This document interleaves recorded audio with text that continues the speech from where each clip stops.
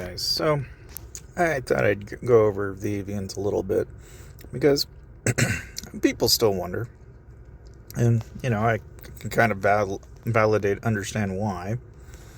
But one of the things you can kind of predictively, right, or how to make Avians a little less a question of probability, right, is you go to the breeding probability and say you start with, say, you know, maybe you're somebody that's got teal, right?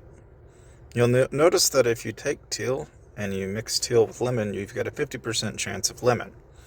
But the same is also said that if you take teal again, you have a 95% chance of getting a teal. Okay? On the same token, if I take a pinky and I take a pinky together, then I have a chance of potentially getting a bee duck. So, when you're wanting to get the bee duck, you got to take your 5% chance on the pinky. And you do this over and over and over again, right? But then there's another thing you got to take into consideration, which is the growth range. So let's say, for example, the growth rate for, say, 1, and then the other one is, say, 1.2, right? It's going to give you an idea of what the likelihood of that growth range is going to be. That is to say, it could be 0.9, it could be 1.32. It's going to be some random number in between these two numbers, right?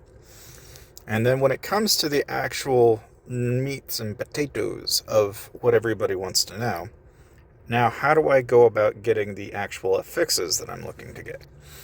Okay, that's a little bit more tricky because that is in some ways kind of random, but also kind of not random in the way that it's applied. A lot of the time what you want to do is if you get one that has a negative affix, you want to kill those off. Okay, that's just a given. They're a bad egg. Throw them away. And you're going to have a lot of bad eggs. Okay? But every once in a while, okay, you'll breed two of them together and you get, hey, I got combo and combo. 7.5% twice, and I've got reduced active skill, and I've got talent skill. Okay, that's not so bad. One-sided combo, shroom combo. Notice that these are all passives that are lower in tier. That is also going to play into this. So now that I've, let's say, bred, okay, like I was explaining to you earlier, right? Like maybe now instead of having a pink duck, I could conceivably pair that duck with another duck. So like the 5% chance of getting the astronaut peel, is really just a matter of taking your pink duck, and then you need to go find someone else who has a pinky and basically throw those two together and do this over and over and over. And eventually you will run the odds of actually hitting what you're after. Now, in my experience, whenever you're, wanting to get ideal fixes, right?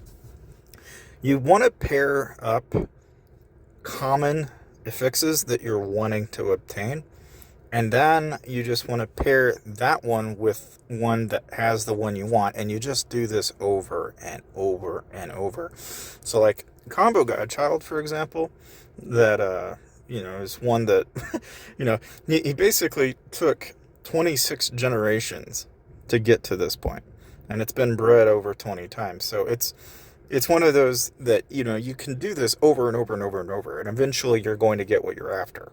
And you just have to kind of fire it off over and over and over. But like here and here, right? It's 0.7, 1.2. It's going to be somewhere between 0.5 and all the way up to, whatever number I'm wanting, right? And it's going to tell me, the growth range is 0.69 up to 1.3. So you already kind of have an idea of what you're going to be getting. So I'll go ahead and breed those two together. Now, again, because I don't have very many pinkies, I can't go and do 4 pinkies at a time to basically re-roll and re-roll and re-roll until eventually I get the one that I'm after, and then I got to re-roll, because you can see that that's what I've done, is I re-roll a lot. So like this one, okay, notice I've got Crispy Moth, but it's got one-sided attack, quick but dull, and talent skill. Okay, so now I've got 2, but not all 3 that I want, so I'll probably pair this up with another one that maybe has something that I do want. And I oftentimes like to pair, based on growth. and I'll look and pay attention to both their growth level, because you want that to remain high, but you also want the correct affixes. So you often have to pair them up with ones that have the affixes that you're after. So like here, that's still not what I want. And here's the closest I can get. So most of these, I'm going to have to go for something that's going to be lower, which is fine. And, sometimes you can get certain affixes, like, for example, like here you got super crowd combo, one-sided, talent skill, and enhanced attack. And it's close, and it's not any one thing. If we look at the breed menu here, we'll see that we'll have a 25% chance of potentially hitting this, and a 50% chance of hitting a crispy moth.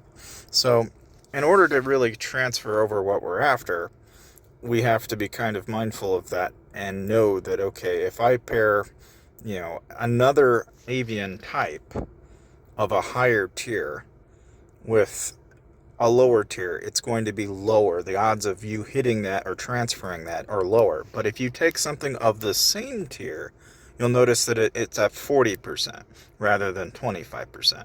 So the odds of transferring it over to, say, a cloud is a lot higher than it is transferring it to a higher tier avian, if that makes sense. So if what I want to do is, let's say maybe I want not really this, I want a coconut ball.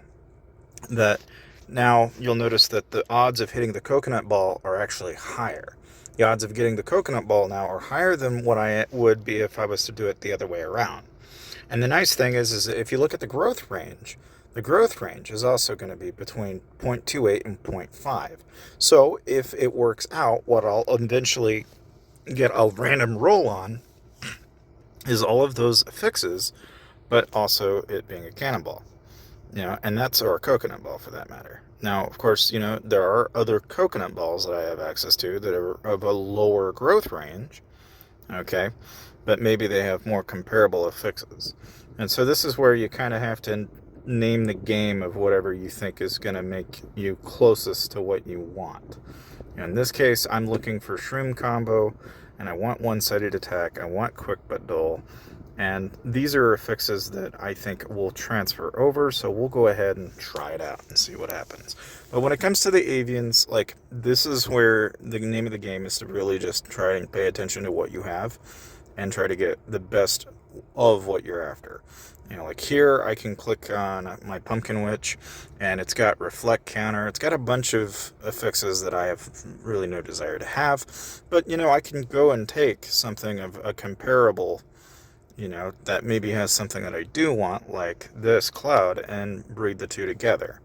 And just on that principle alone, I can get more desirable affixes out of the equation, and so like here, maybe, no speeding, enhanced attack, talent skill, and rage bonus. These are all good affixes, but when you really start to want to tweak this is when you want to get multiple affixes, right? And the only way I've ever really seen that happen is if you take two of the same type and throw them together. So let's say, for example, I've got no speeding on this one, and say if I go over here, I've got infinite burst hit on this one. I can breed those two together, and the likelihood that I may acquire the other super rare affix is there. Like, there's a chance that this passive may get carried over and this passive might get carried over. The same is also said for the Pal of Lost Control. So a lot of that is just kind of a nitty-gritty of like having to reroll many times. And that's the only problem is it's not as predictable. And you did notice that there are various different types of eggs, right? You've got flame eggs, you have magic eggs, you have frost eggs, and then, of course, you have the ore egg. The ore egg is like the highest rarity of the eggs, so you know that if you get a ore egg, that's going to be a blue tier plus avian. Okay, if you get a flame egg or an ice egg, that's going to be, depending on what it is, it's more than likely going to be an advanced egg, but once in a while a flame egg may turn into a or even a lower sub tier. It just varies. And then most of the time, magic eggs are always going to be your basic tier as far as the avians are concerned. But hopefully that was helpful for you, and hopefully that taught you a thing or two about avians in Legend of Mushroom. And of course, if you want to save some money, check out this part of the video.